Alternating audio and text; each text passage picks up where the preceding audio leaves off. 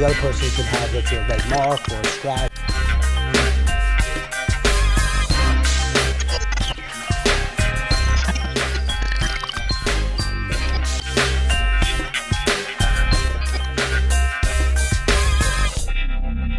Hey, good afternoon, everybody. This is David Kohlmeyer, the problem solver. How is everyone doing today? We are going to have a great show today. We have two amazing guests to be on the show. I'm actually, again, David Kohlmeyer, a retired police officer of 17 years, helping people every single day with problems, even with legal issues. With my network of attorneys, we're helping people basically solve problems and also getting them the legal help that they basically need. If you have a problem, 24 hours a day, 7 days a week, you can call myself, the problem solver, 702-400-7474. That number is textable as well. You can call, text 24/7. If there's a problem, small, big, I would love to help you out. As a retired officer, that's what I love doing, is helping people with my team of people, liaisons within the community, whatever the issue may be, whether it's housing, whether it's you need any type of help. I basically have connections with all types of people in town, especially a lot of nonprofits. Today, we're going to have two special guests from Nevada Cure, which is an organization. We're helping people that are, when they get out of prison or when they're in prison as well, the different problems that they basically have. So today, I want to welcome Craig Caples to my right and John Withrow to my left, basically our members, board members of the Nevada Cure, which is an organization helping people in prison, and also trying to get them out and basically talking about the issues that they're having in prison to basically help them while they're going through their incarceration. So again, I want to welcome you guys. Thank you so much for coming and joining me today. Thanks, Dave.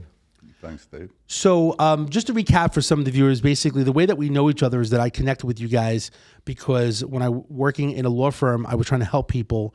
And when you're doing criminal defense, my goal is to prevent recidivism, but also to help people that are incarcerated. Eventually, when they get out, is to help them, have attorneys and make sure they know their rights and basically, if they need any help and help people if they have issues while they're incarcerated. So we got to know each other. We've been working together. I think it's probably been a year, right? Yes. About a year now. Yes. Yeah. So I know sometimes it's a slow process to get things going. So I'm glad to have you guys on the show to basically just talk about, one-on-one, about you guys a little bit of why you got involved in Nevada Cure. Even we do these monthly meetings to help people, and then what you guys really doing to help people. So why don't we start off with Craig? Why don't you tell us a little bit about yourself, where you're from, and how you got involved with Nevada Cure? Well, I've lived in Las Vegas now for 56 years. I went to Vegas High School and the old one downtown. So I've been around for a long time, and I remember when Las Vegas was about 300,000. In fact, the entire county was 300,000 people. So I've been around for a long time, but and know a lot of people as well. But the reason I'm involved with Nevada Cure is the fact that my son got in some trouble, and he's been in the gated community out at Southern Desert for almost 20 years now. And during the time he was out there, there has been a number of different things that, problems that have arisen out there. It's a state institution, and they have their responsibilities to keep them safe, but keep them behind bars and stuff like that. But there are times when there are problems that arise. They have pretty strict requirements for them to stay out there and whatnot. But there's also people that if in fact they get written up for something, it may or may not be true, and they may or may not, or they really don't have any kind of way to voice their opinion? Yeah, well, even more than that, what's the word I'm looking for? To like an advocate? To defend themselves. To defend themselves, when the only person you get to go before to appeal, that's the word I'm looking for, is basically the guy that accused you or the sergeant above the guy that accused you. You're not getting any kind of justice there at all. So one of the things that I wanted to do is I wanted to be able to go before the director of prisons for the state, as an example. And for the first couple of directors that we had, I actually made contact with them. We had conversations from time to time. And with the last director that we had that left about a year ago, Director Zarenda, we had a great rapport with him. Nevada Cure had meetings with him on a regular basis. We had a lot of good interaction with the deputy director as well. And so we were moving forward and with the legislature as well. So we made progress in that area and whatnot, and it worked out very well. After the pandemic, number one, and number two, after Director Zarenda resigned and we have now a new director, basically there has been crickets from NDOC. I mean, they won't even, for the most part, return emails or get involved. Their transparency is 100% gone. It's just like, whatever happens. And I understand that they don't want to deal with people because of the pandemic issue, but there's still other things that go on, and those things should be addressed. But even that, prior to that, there's still ongoing problems that they have all the time, and we get letters constantly. We actually have a program where inmates, when they feel they're wrong, or if they have kited the NDOC for information and they don't respond, they'll maybe get with us, and we'll try to get through it as well. So we get these letters, we log them in, we try to disperse them to different people that are going to take care of the problems. So that was my whole thing, is really trying to level the playing ground a little bit when it came to some of these injustices within the system. Okay.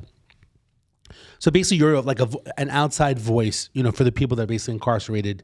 They're basically telling you guys, sending letters and notifying you guys, or even phone calls, right, about what's going on inside and being incarcerated and the living conditions. Or I know with COVID, they were basically stuck for 23 hours a day, right, or something like one shower, and they're only allowed an hour a day. So basically, I guess whether you would say it's an injustice or social issues or things that are impacting people that, like with you, it's your son that's there.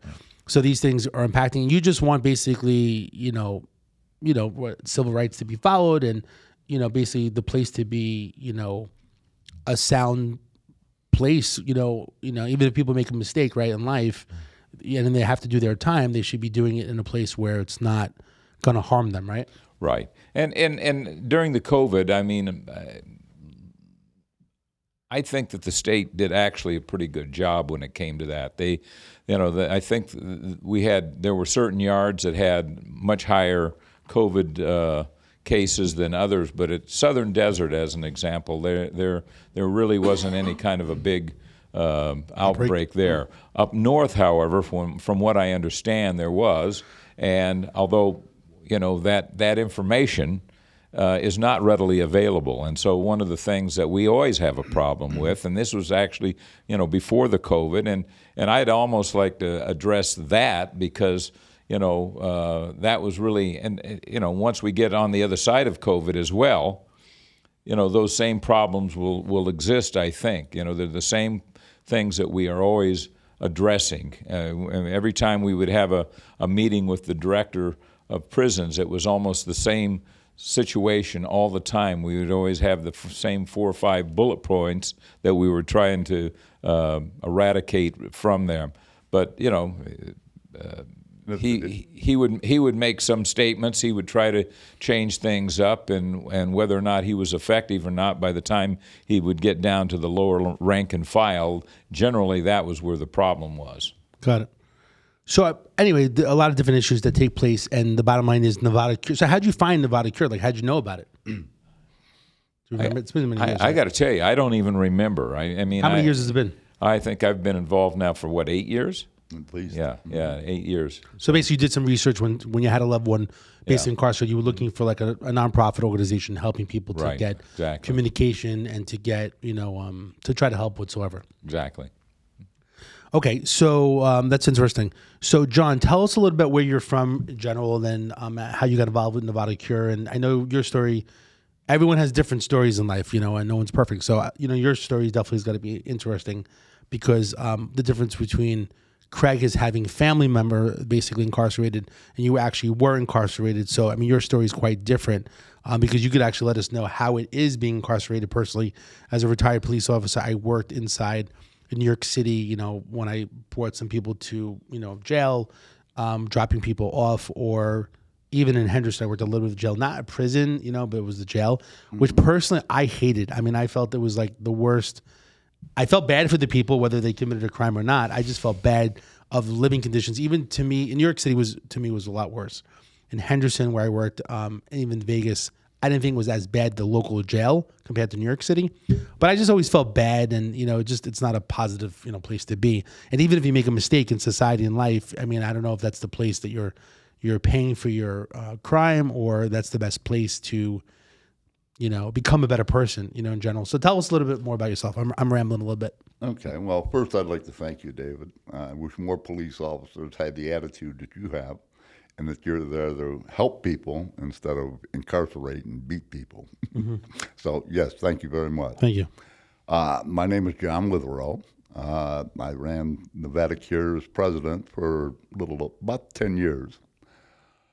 Nevada Cure was started by Charlie and Pauline Sullivan in Texas in 1992. And at the time, they were trying to change prisons down in Texas, and still fighting the same battles, but they tried. And they started a national organization called CURE, Citizens United for the Rehabilitation of Errants.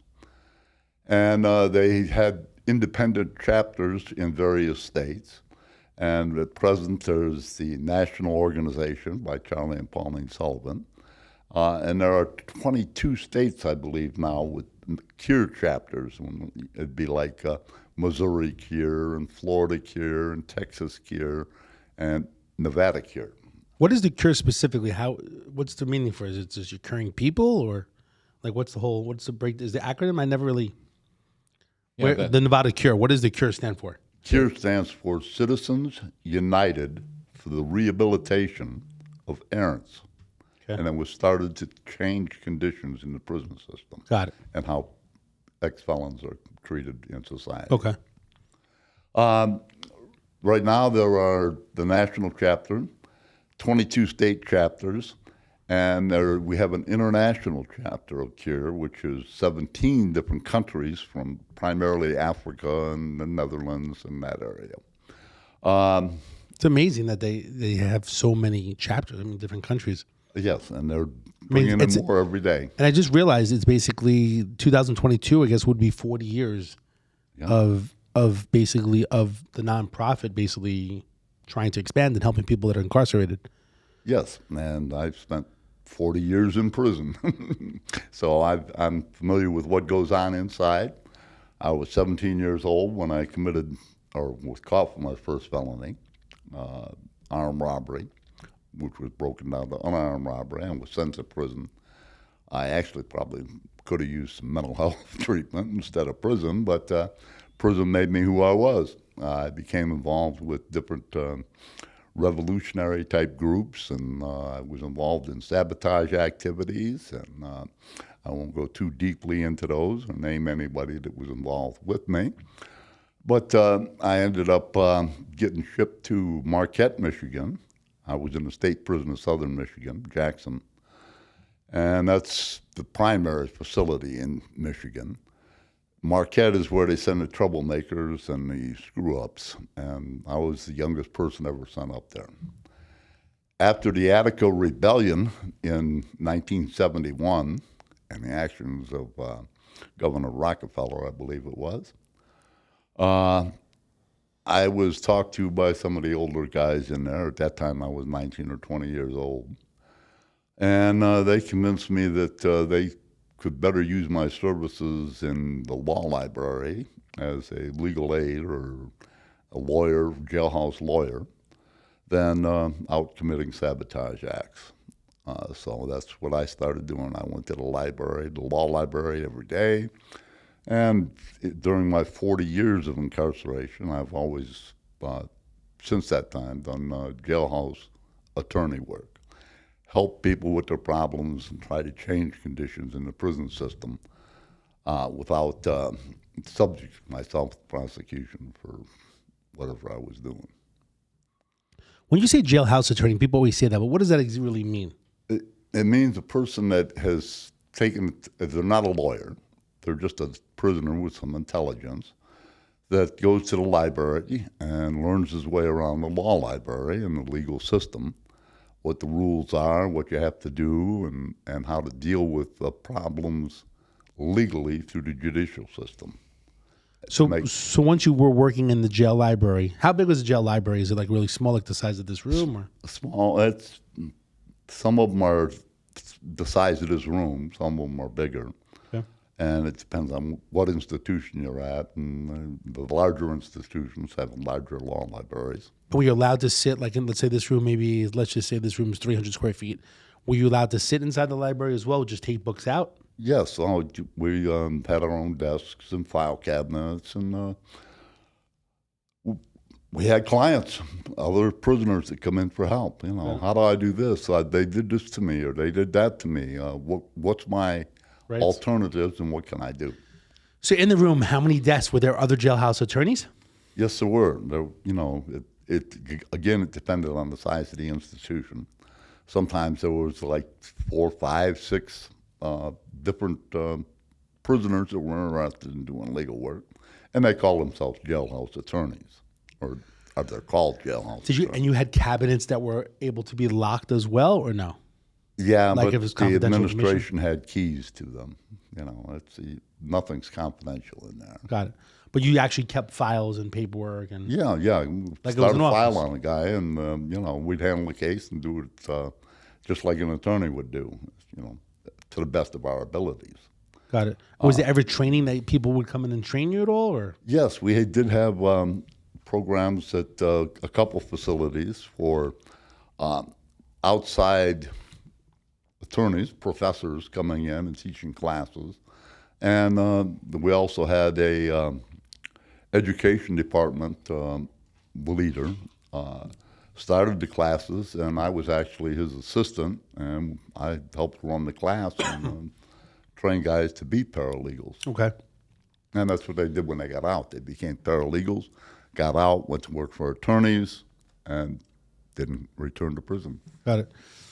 I definitely want to go into your story because I think your story is important to share because you did 40 years in custody. But let's talk about it in general, like right now. If someone basically, because this will eventually be on the Nevada Cure, website as well. If people have loved ones that are incarcerated in this state, and they have issues, what should they do? Do they email you? Do they call you? Tell us a little bit how that goes. Craig, how would that work? Well, anyway, really, I mean, sometimes they do call, and other times they send a mail. But generally what happens is at the inmate themselves institutes the contact by sending Nevada Cure a letter, and then we go from there. But we've actually had people on a regular basis, once they've made contact with us, they come to our monthly meeting. But that's people that are family members, right? Right, yeah. Got it. So but if someone's in custody and they're like, I want a lawyer because maybe they don't want to have a jailhouse attorney. And I know that you guys have monthly meetings at the Defenders, which is owned by Richard Harris. Right. You have monthly meetings where family can come and get involved in general, which is great. But if someone's in prison, they basically can email. Well, they're allowed to email. How does that work again? They can't email. No, they can't email. They cannot email now. Because I heard some places do have some email that's very different institutions do, but not the state of Nevada. The fact of the matter is that we can email them, but they can't email us back. Okay, so you can email them. And at one point in time when they first instituted this, they decided that it was gonna go both ways, but they never made it so that the inmates can email back. So you can email, and I think they print it out or something? I'm not really sure. Actually, they have a kiosk. I think they go to a kiosk of some nature, and then they can read it out. They can read it, okay. There, yeah. And letters come to us as Nevada Cure. I get telephone calls. They have my telephone number where I can be reached, which is actually a Google number that rings to my personal telephone. And they call us. I need help. This is going on. Or they write us a letter and tell us what's going on. Or they have a family member contact us. How many And- calls would you say that you get a month or letters these days? Has it been quieter? Is it? Well, it increased quite a bit after we started Nevada Cure and got organized and got to doing things. And I'd say, we were getting anywhere from 6 to 10 letters a week or contacts from somebody that needed some assistance or wanted to know about something. What attorney should I get? Who can help me do this? This is what the prison officials are doing. And, we tried to help where we could. I think that before we go too much further, I'd like to give a little background on Nevada Cure. Please. Nevada Cure was started by Pat Hines in about 1992. She never incorporated it, and she was working primarily by herself. She had a few helpers here and there, but it was sporadic. She kind of stopped doing anything in around 2007, and very little, just a few people that she helped. I was approached about running Nevada Cure back in 1992, 93 when she first started it, and I declined because I was incarcerated, and I couldn't do the things that I needed to do without getting in trouble. Anyhow, when I did get out, I was contacted by various persons, including an attorney in Nevada, Travis Barrick, and asked to take over the organization.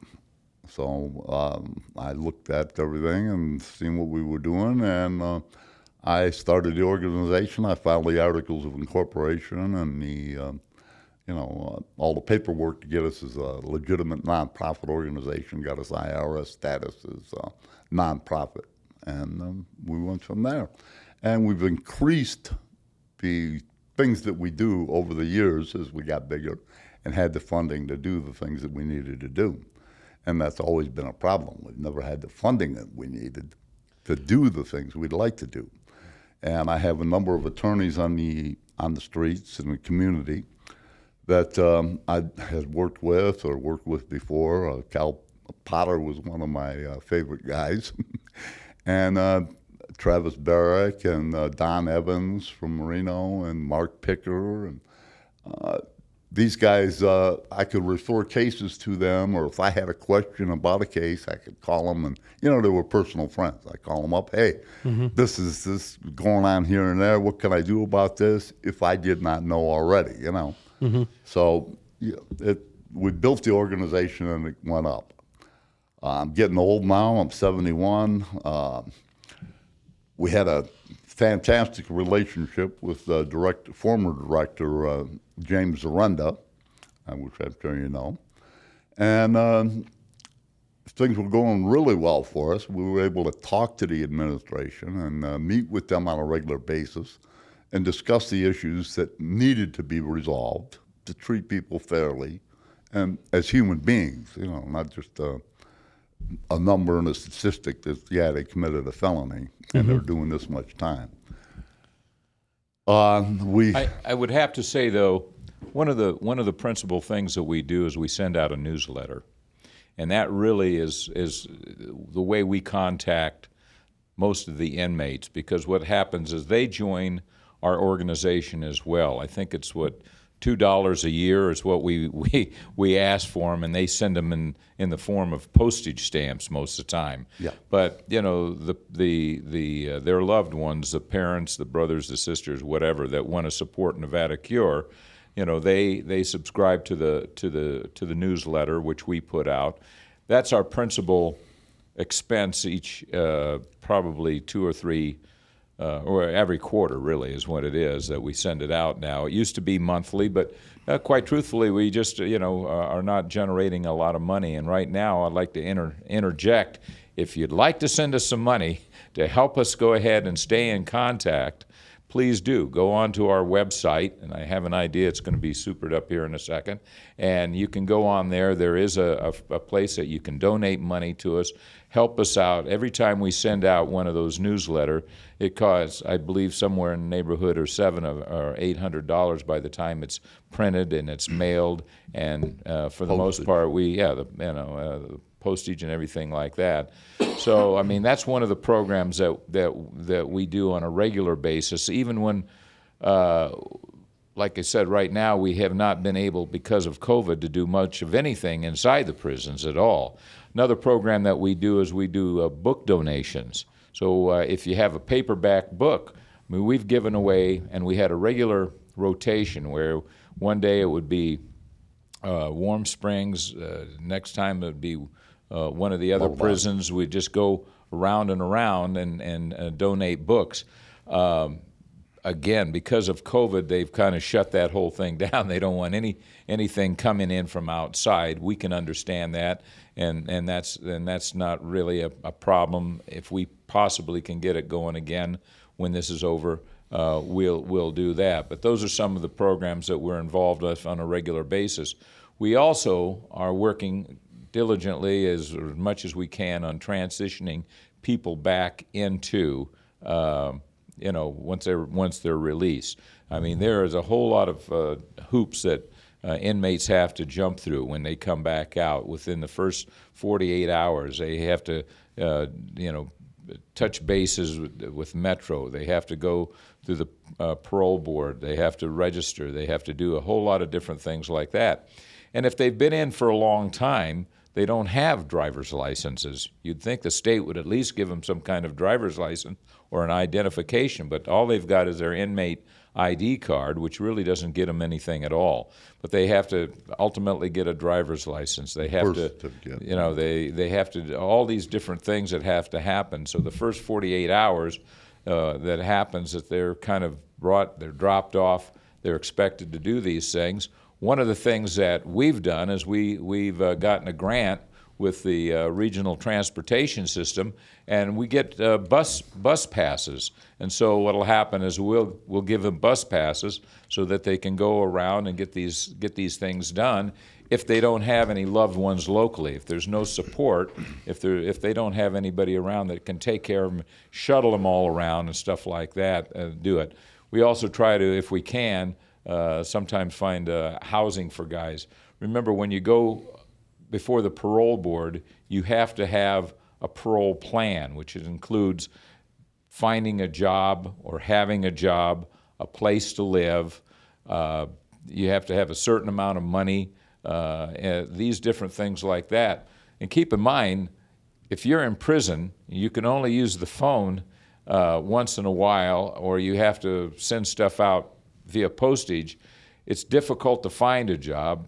It's difficult to find housing, all of these different things like that. And so we try to bridge that gap if we possibly can. So those are some of our other programs that we attempt to do. So again, if anybody out there has an apartment building or has a studio apartments or anything like that and would like to invest in somebody that's getting out of prison and try to help them from reoffending, going back, or any of that kind of stuff like that, get in touch with Nevada Cure, because we would love to have somebody like that could and would assist us.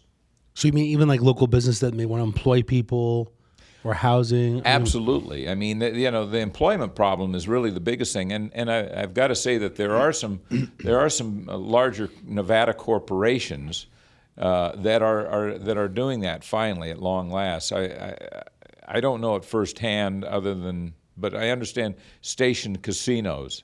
Like the second chance type of employment. Yeah, they have. I know Walmart does that too. Yeah, they have a big program. I know that Station Casinos does, and my hat's really off to them about that. But the more that we get like that, and the more people that are willing to take a chance on these guys, and one of the things that I think that they're trying to do federally is eliminate what they call eliminate the box, so that when you fill out an application for a job, it says, have you ever been in prison, or have you ever convicted of a felony? Convicted of a felony. You have to check the box, and when that happens, a lot of people just throw the applications up and throw them away.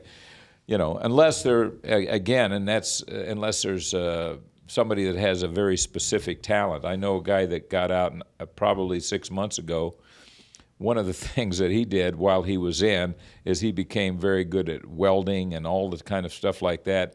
He got out, and the pipe fitters union picked him up immediately, and he's making great money and working. You know, from what I understand, last time I talked to him, he says, I got 2 jobs. So I mean, some of these things are success stories. They get out, you know, they've learned their lesson. They want to do their job and stuff like that. And if they've learned something while they're in, then the skill set isn't worth it. then they're skilled labor. But if they didn't, if they were in culinary as an example, and all their skill set consists of making bologna sandwiches, you know, which is, I guess, the best bill of fare you get in there. But at any rate, you know, that's all you can do. Then you're going to be rather limited, and you're certainly not going to make enough money to where you can have an apartment or anything. You know, I just went online real quickly because I remember seeing there was a page where it said like there's second chance people that are basically felons that you want to get a job. I just went online and just Googled it. So there's jobsforfelonshub.com. I mean, there are different websites that are available that are people that have been arrested. I always tell people when I meet with people in general for criminal defense, they say they have a hard time finding a job. I'll say, how many times have you applied for a job? And they'll say, 5 times, 6 times. I mean, I remember my brother, you know, not being a felon whatsoever, but basically just looking for a job. He sent out, before being online, there would be like 100 resumes. He would just mail to human resources. But I think these days people just like it too easy. They just quit. You know, they're just like, oh, I applied for 5 jobs. You know, what's 5 jobs, right? So I think that you need to apply for 100 jobs and then call me back and let me know that you tried to really apply for a job. But I went online and there are different places. I know Walmart's one of them where basically there's second chance employers. 7-Eleven hires people. I mean, the bottom line is the goal is really to get people back to work and to prevent recidivism, not to have them go back to jail, and to be productive people in society. So the bottom line is Nevada Cure basically is doing that, and they need more supporters, right? You need more businesses. You need more people that basically want to support nonprofits. You guys accept donations as well. Go ahead. Okay, yeah, I wanted to address that. Nevada Cure, during my reign as president from 2011 to January of this year, my primary concern was the prison system and how people were treated in the prison and the things that went on in the prison system. When they were released, that was, you know, I turn them over to somebody else. There's other organizations that help people when they get out. Got it. My organization was helping them on their inside. Helping them on the inside. Got it. Changing things in there. So right now in general, let's just say over the last 2-3 years, because right now COVID's a weird time.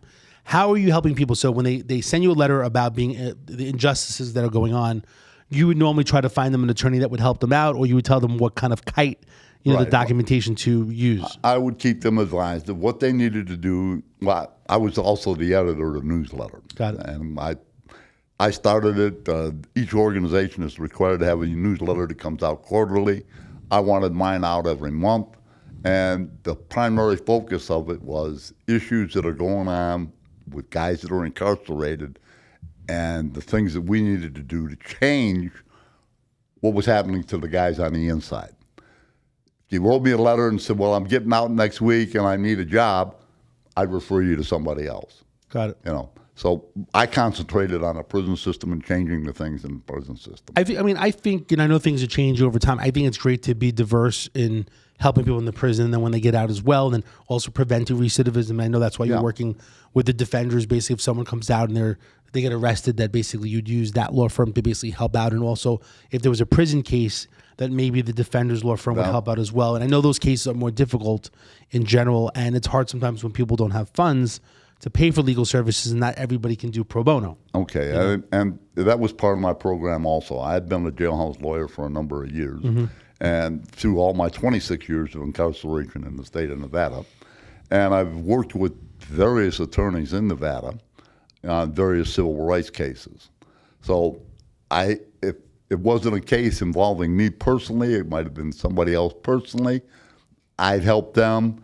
I'd help them get an attorney. I had contacts in the legal community who would take cases on a contingency fee basis. If they win the case. If they win the case, they get paid. If they don't win the case, they don't get paid. I just know, from me working in, law firms for the last 6 years, criminal defense, personal injury, and stuff like that, I just find it's very difficult to find attorneys that want to deal with these prison cases because a lot of people can't afford to work in these cases contingency when they're not going after like an insurance company. You know, they're basically fighting the government or a city, you know, or the municipality. Well, you know, it just seems very hard. And then if you have a lawyer that basically, let's say, is doing okay financially and then really passionate about helping people, it just seems really difficult. Right, it is difficult, and the primary factor that these attorneys need to take into consideration is they can tell whether a case is a good case or a bad case right from the start. You know, you read, you find out, you learn about it, and you say, yeah, this is a great case. I like it. I'm going to take it. Or no, it's a bad case. I don't want it. In civil rights litigation, the prevailing party, the person that wins the case, gets paid his attorney fees from the other party, the losing party. So if I have a good case and I'm a prisoner and the attorney has looked at it and he likes it and he takes it and he wins the case, the state of Nevada is paying him for winning my case for me. And it doesn't cost me a thing except, you know, working with the attorney to get it done. How many? And the attorney gets paid because he won the case. Got it. How many cases have that you dealt with over the years where they've won, and what type of cases were they? The one that comes to mind right now, I'm not going to mention the kid's name or the correctional employee that did it. But he comes around with a coffee in the morning and pours it through the slat door. The guy's in segregation. The guy put his cup out to get coffee. The officer poured coffee in a cup. It was cold. He threw it back out on the tier, his coffee.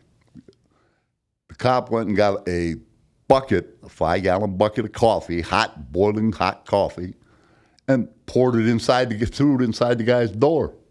Burned him up, burned his legs all up and his, private parts and whatnot. I got an attorney to take the case. We sued, we won. He got paid, man. When he got out, he had money to run an apartment, buy a car, do all the things he needed to do to stay out of prison. Mm-hmm. So, the state of Nevada paid for it. So the bottom line is, if there's any type of injustice types of cases that are basically for people that are incarcerated, Nevada Cure can help out by either referring them to an attorney or several attorneys to help out, or to basically at least share resources that are available to help people, depending upon the injustice or whatever actions took place. In this situation, sounds like something unbecoming of an officer, and basically the person was injured, and that's a different case. He should have been fired. He should have never been continued in NDOC employee. So I guess every case is so different. Craig, any cases that top of your mind that over the years that's something that Nevada Cure was involved in or referred them to an attorney where they won something specific? No. I know these cases are hard. Okay. John, did you? Yeah. My actions in Nevada State Prison in 2001 were the primary reason that prison was closed. It was old. It was built in the 1800s, 1850, 1860. Was it asbestos or? Well, it was the the cell house. The cell house didn't work. Alligators Plumbing didn't work. The plumbing didn't work in the cell house. They had it hooky booed up so that they changed some cells and made them into toilets for everybody on the tier. Instead of being locked in a cell at night, your cell door was open so you could go down and use the urinal. And the floors in place were cracked. So it was just an old. Yeah, it was old prison. Keep in mind that this is in Carson Is City. Is it 1840? Or it was built in the 1800s. 1850s or 1860s, That's right right, in there. And the thing of it is, it actually was a very famous prison, and they used it in a movie. Yeah. And they remodeled believe it it. or not, I think it was with Tom Selleck on it or something where where he gets out of prison and he goes off and rights the wrong or whatever. But this it was a classic old, and I believe that they are now. I think the legislature funded some money to have some stuff done to it so they can make it into a museum now, and it won't be too long before you can take tours of the place, like Alcatraz, Yeah. Now, they were sued by the prison system. The state of Nevada was sued by the ACLU over the conditions in the prison system. One of the things they did as part of the settlement agreement in that case was made modifications to the prison, or for the prison facility, the cell house they called it. Okay, they made the changes. They made cells bigger. They put in fences and escape stairs and fire alarms, and they did all the things they were supposed to do. And 5 years later, all of it was useless. They tore the things out. They stopped. They bolted the doors closed. The fire alarm systems didn't work. Nothing. And they didn't repair any of the cracks when the building falling down didn't shore anything up. So I went after them again. Only it wasn't primarily litigation. It was primarily the legislature and the fire marshal and the sanitation people. And they all got on the prison system. And the prison system was forced to make those changes by these other state departments, and they couldn't make them in a reasonable, cost-effective manner, so they closed it. It cost 357 jobs for NDOC employees. I was very hated over that, but that was the way it was. It was not safe to live in, and these were conditions they subjected people to, and thought it was okay to do. So that was one of the ones I won without litigation. The other ones I won with litigation were, it wasn't exactly my doing, but it was my organization and knowledge of people and skills that got 2 attorneys involved in the case. And as soon as I turned everything over to them, they cut me loose. But they did the Hep C case, and they took individual clients. Well, I wanted a class action. Everybody that had a Hep C infection should be treated. And these people wouldn't do it, and they wouldn't communicate with me any further. So I got out of state counsel from California. They filed a class action on the hepatitis C treatment. The attorneys in Nevada, not wanting to give up all that money that they were going to give up to the class action attorneys, decided that they would become the class action attorneys and cut the state a break. And they did. They became a class action. They won the case. They won treatment for everybody infected with the HIV virus. Okay. And they did it at a cut rate thing. Didn't get all the things they should have got, but they got it. And so everybody's getting Hep C treatment. Right now I'm involved in litigation. Me personally, on the telephone calls, listening to attorney-client telephone calls. I won the case twice in the Court of Appeals. On the third time around, I lost the case 2-1, and I had 17 organizations file amicus briefs in support of my position, and we still lost the case. How'd you know that people were listening? How'd you know people were listening to telephone calls? Yeah. I first became aware of it when I heard a conversation between an attorney and another prisoner that lived 5 cells from me, or 6 cells, 7 down the tier.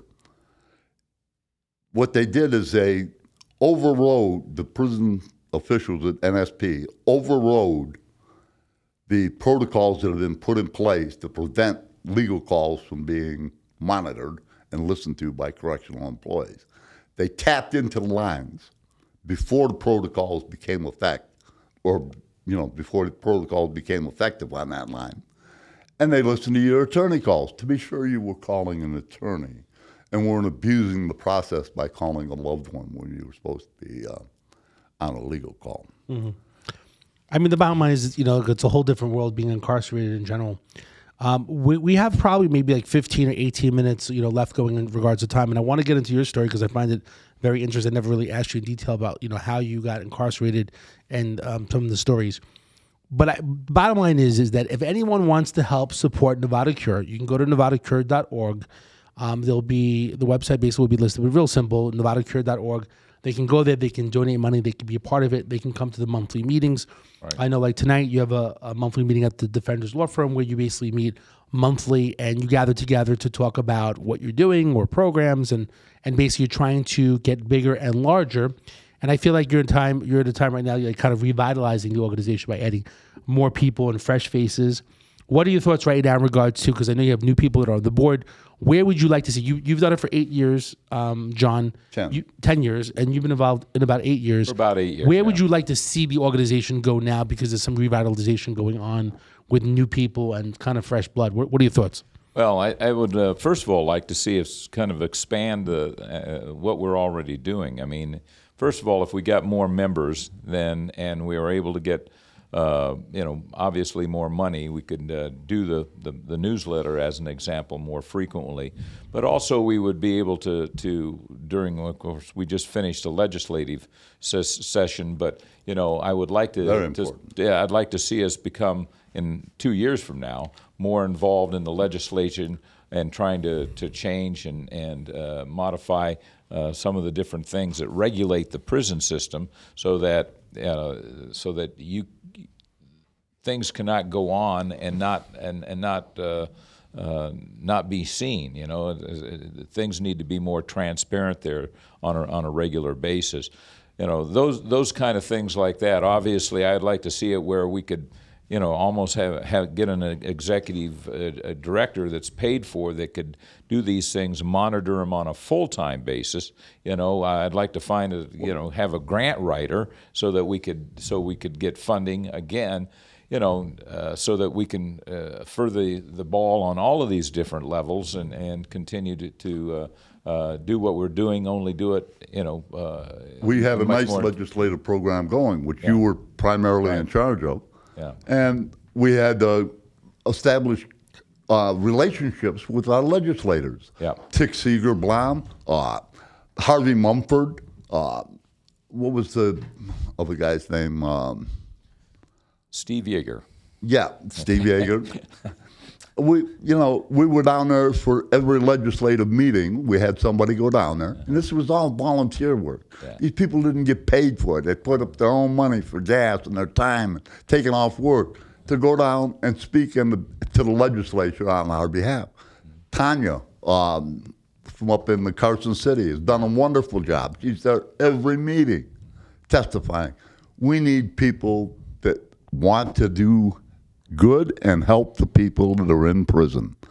Help the people that are out of prison also. The things are changing. The world is changing right now, and there's a lot of people involved in decarceration, taking people out of prisons and keeping them on the streets, giving them rehabilitation programs, looking at other countries, primarily Norway and the Netherlands, on the way their social system works.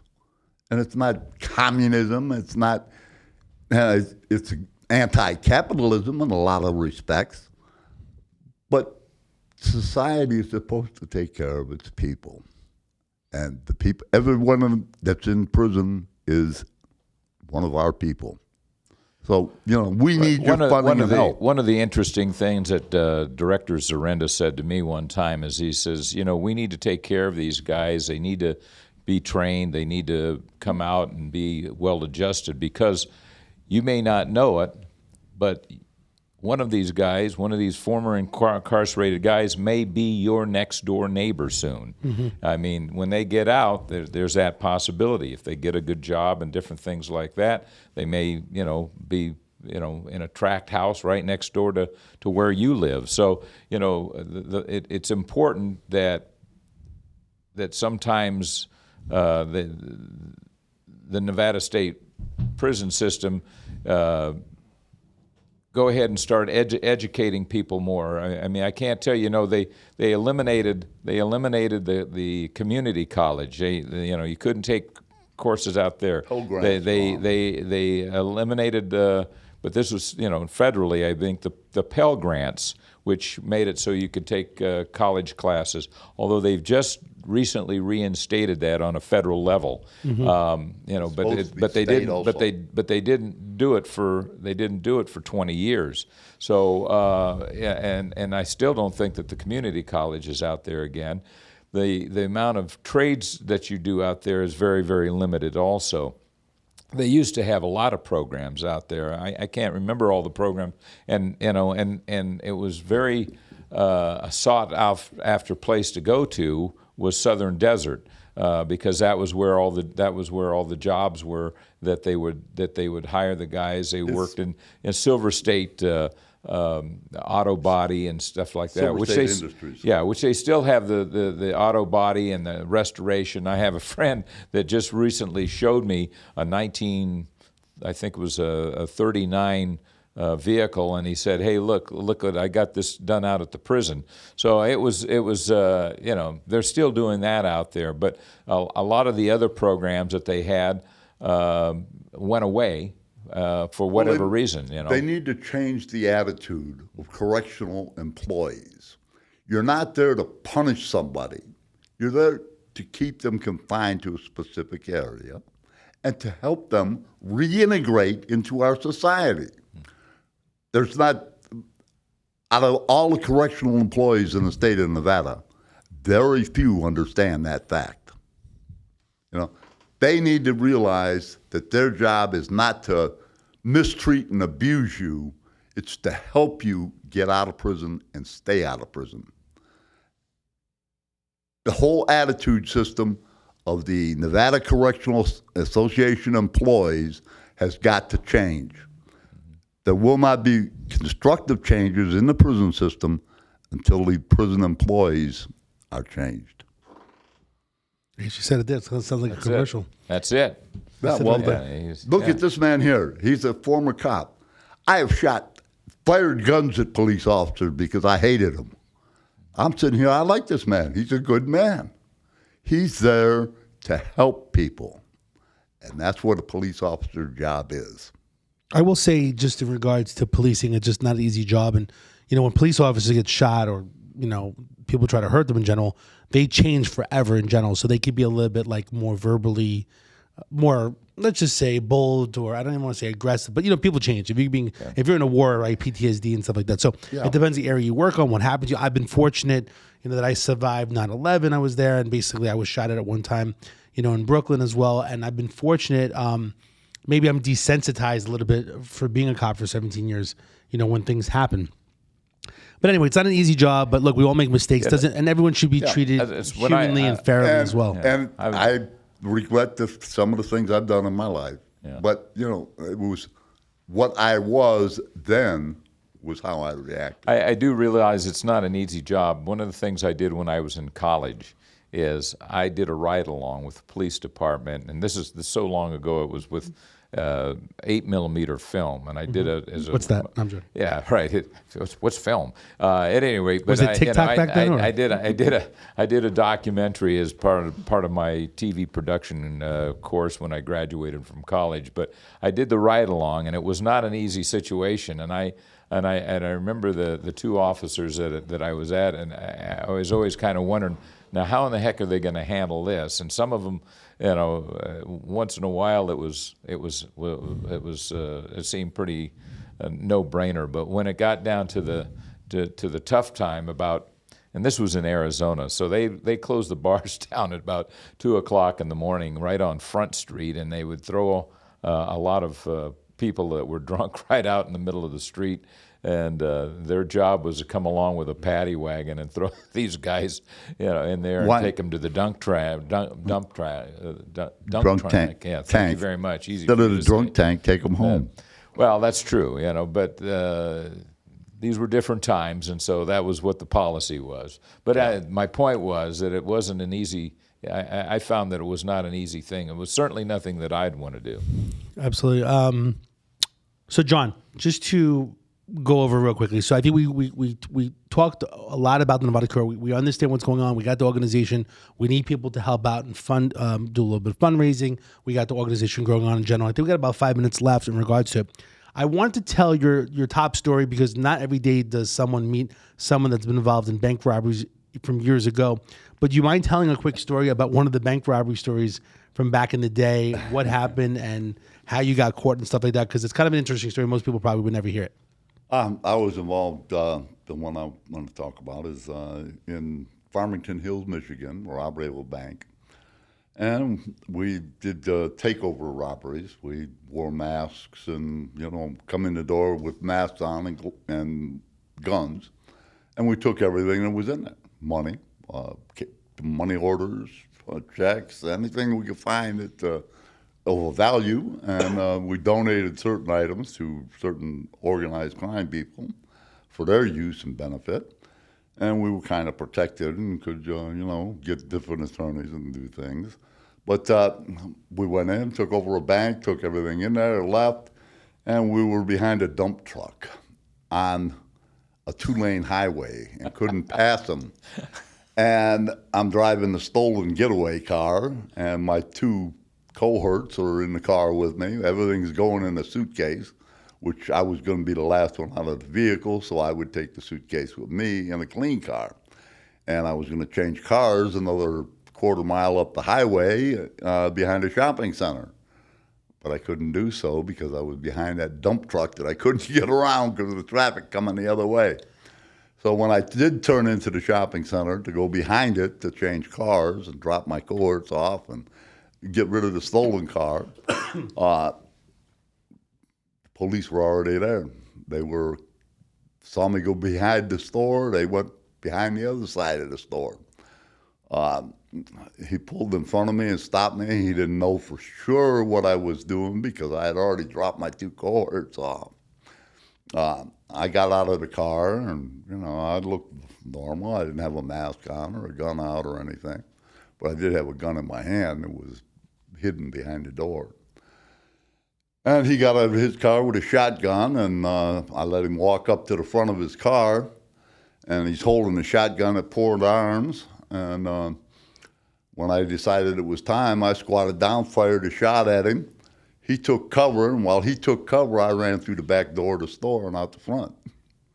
And I got away. I went down to another store that was in this big shopping center, cleaned myself, took, extra rounds of ammunition out of my pockets, stashed everything in the store, and walked outside. And I was wearing a wig. And I'm bald-headed, as you can see. But the wig had left red marks on my skull. And the cop come back from out and back, and I got stopped by 2 police officers or 3 police officers out in the parking lot to see who I was and if I was one of the guys. I fit the description of a big guy, but I was bald, so they were going to let me go. But the cop that I fired the shot at come out, and he, that's not him. And he's looking around, and he looks at me, and he sees the red marks on my head where this wig was on. I said, oh, look, he was wearing a wig. And they held me in custody and went and searched in the store where they saw me come out of. They found the wig, and I was taken to jail. That was my bank robbery arrest. Was it the first one? I've only been arrested for 1 bank robbery, and that was it. And how much time did you have to do for that one? 10 years. That's an interesting story. You still have the wig? Yes, I do. And we can put it in an auction. I will donate it to Nevada Cure, and I will sell you the wig. How'd you ever get the wig? Because you stashed it in the store. This is not the same wig, but it's the wig I've worn in bank robberies. Okay. Yeah, I never got that one back. That one was confiscated in evidence, along with a pistol and a couple clips and some. So just real quickly, so you did 10 years for that one, and then you did a total of 40 years. So what was it? 10 years? What was the other ones? Not that we're, I'm not making comical with it, but most people, this is interesting. First one was an armed robbery, 17 years old, a gas station. 17 years old gas station. How many years do you have to do for that? 4.5 to 15 years. I got out, picked up a gun case within 30 days, and went back to prison. I escaped, got caught, went back to prison, got released. Within 6 months, I caught another gun case and went back to prison. I got out. I was living at my parents' home, I had no money, I had no job, and talked to a friend of mine who had gotten out a little earlier, and he said, well, why don't you just come down here? He said, I'll give you an apartment and a car, and we'll go rob a bank. As a matter of fact, we got one coming up next week. And I said, I'll be down tomorrow. And that's what we did. I started robbing banks. And, that was how I got into the crew. Can I ask how many banks total? A bunch. Bunch. Yeah. Got it. And I personally have never been involved in a bank robbery. okay, So, I did. After but it's interesting. After the 10 years, what did I do then? Oh, I was in a halfway house. I got released from federal prison 6 months before my release date into the halfway house. I was dealing cocaine, had a machine gun stashed in the bus station locker. I was involved in criminal activity from the day I got out until the day I got arrested again, which was for the thing here in Nevada. I posted bail and was taken into federal custody for parole, federal parole violation. And went back to Lompoc and was there for about a month when my release date came up. And they were going to hold me because I had a detainer from Nevada. However, I had the bail bond papers. I'm released on bail. And they ended up letting me go, and I immediately jumped parole and was on the run. What made you, so long story short, basically 40 years in custody, which is a long period of time, and we all make mistakes, and sometimes whether it's upbringing or just making bad mistakes in general, what made you change? You're just getting older because when you got out, I mean, you were just older already. Well, yeah, I have to kind of be completely open with you. When I got out of the federal prison or Nevada prison system, my every intention was I had to go to work because I didn't have any money. I didn't have any connections anymore. 26 years had passed. But I was going to go get a job and buy a gun and go rob a bank.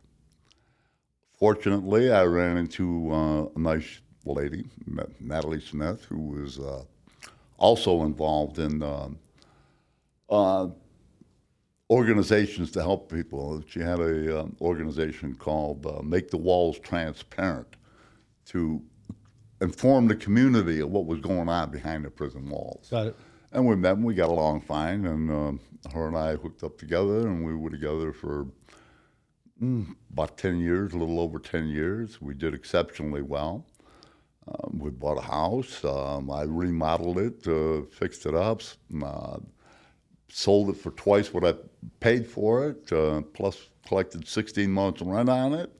Bought another house, sold it for, when we decided to split with each other last year, sold it for $100,000 more than I paid for it. Got it.